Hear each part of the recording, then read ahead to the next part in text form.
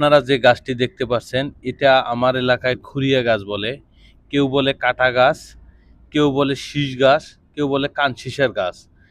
তো এই গাছের অনেক উপকারিতা রয়েছে, নাম যে যাই বলে বলুক না কেন।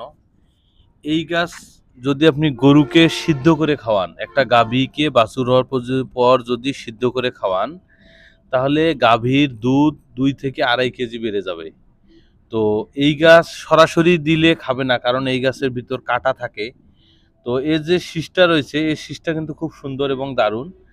তো এই কাঁটা থাকার কারণে গরু সহজে এটা সরাসরি খেতে পারে না।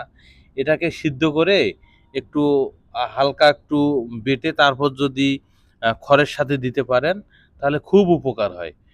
এই গাছ শুধুমাত্র গরুর দুধ বেশি হওয়ার জন্যই মনে হয় মহান আল্লাহ রব্বুল আলামিন এই পৃথিবীতে সৃষ্টি করেছেন।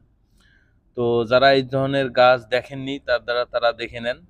গ্রামের মানুষ সবাই এই ধরনের গাছগুলো চেনে। তো আপনারা চেনেন কিনা একটু কমেন্টে জানাবেন এবং এর সৌন্দর্যটা কেমন আপনারা একটু জানাবেন। আমার কাছে